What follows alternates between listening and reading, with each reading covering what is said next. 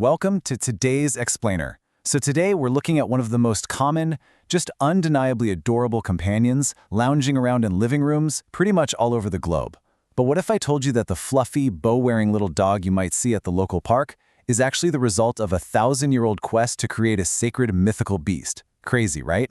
We're diving into what I like to call the lion-dog paradox, tracing the incredible and honestly somewhat shocking history of the Shih Tzu. We're going to strip away that modern image of the pampered lapdog and uncover a really fierce historical legacy. We're talking imperial power, ancient religion, and absolute top-tier exclusivity.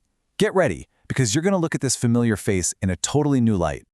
To start us off, let's address the elephant, or, well, the lion in the room. Why on earth is a tiny lapdog, a creature that barely tops 15 pounds and is basically just known for sitting on soft cushions, named after a fierce apex predator? I mean, it's a brilliant piece of irony, isn't it?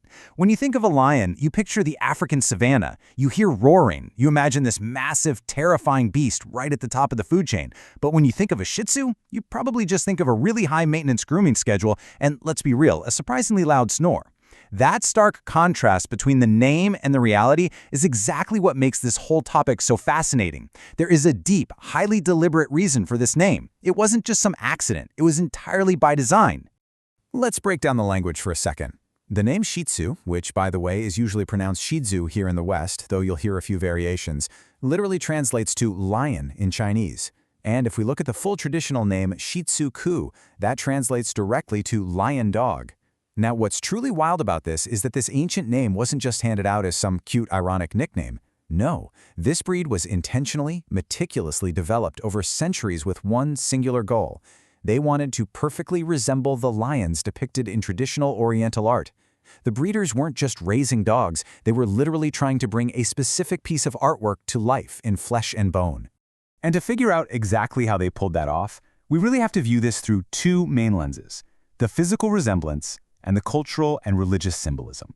You kind of need both of these pieces to truly understand the breed. The breeders were basically performing this incredible balancing act. They had aesthetic goals, making the dog look a certain specific way, but they also had profound religious requirements to meet.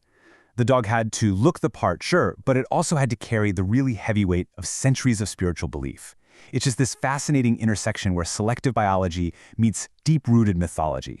This dual purpose translates directly into the actual physical design of the animal. You can almost think of this as the architectural blueprint for the breed. Palace breeders over countless generations actively selected for very specific traits. They specifically wanted that round head and the really short muzzle. They selectively bred for those large, prominent round eyes. And of course, the absolute most iconic feature, that flowing mane-like coat. They packaged all of that into a very compact, sturdy little body. So the key takeaway here is that they were literally designing a mythical beast. They were sculpting living creatures to mimic the stylized, majestic guardian lions that were everywhere in ancient Chinese art, carved into stone statues outside palaces, woven into intricate tapestries, you name it. Literally every physical trait was a highly calculated choice to mirror those artistic depictions. Now hold on, we need to clarify a super important distinction here. When we say lion dog, we absolutely cannot think of the African lion. Realistic, biological African lions were virtually unknown in ancient China. They weren't sitting around trying to copy a nature documentary. Instead, they were copying food dogs. If you're not familiar, food dogs are those mythical, fierce-looking protector beasts that are super prominent in Chinese art and Buddhism. They have these really distinct, highly exaggerated features: wide mouths, bulging eyes, thick, curly manes. So the Shih Tzu was bred to look like the idea of a lion, the legend of a lion, rather than the real-world animal itself. They were quite literally crafting a living, breathing myth. And that myth? It is deeply, deeply tied to religion. According to Buddhist legend, Buddha himself traveled with, or in some of the stories even rode upon, a lion. Because the whole concept of the sacred lion arrived in China via Buddhism from India, the local believers needed a sort of earthly representation of this holy beast. But since they didn't have real lions running around, these small, carefully bred dogs stepped in to fill that massive spiritual void. The legend actually held that these tiny companions could, in times of need, symbolically transform into full-sized, ferocious lions to protect the Buddha. So yeah, the Shih Tzu wasn't just a pet, it was an earthly avatar of a divine protector. Tracing this incredible journey through time gives you a real sense of just how epic the breed's history really is. The roots go way, way back to ancient times in the monk temples of Tibet, where they were kept as holy animals and actual temple guards. Then, these Tibetan monks would gift these sacred dogs to Chinese emperors. This ushered in a massive era of royal exclusivity, particularly during the Ming Dynasty from around 1368 to 1644, where they were closely guarded secrets. In fact, the breed remained almost completely hidden from the rest of the world for centuries. It wasn't until the 1930s that they finally made their arrival in England, and it was only post-World War II that they experienced a massive popularity boom in the United States. So they went from isolated temple guards to these ubiquitous global companions.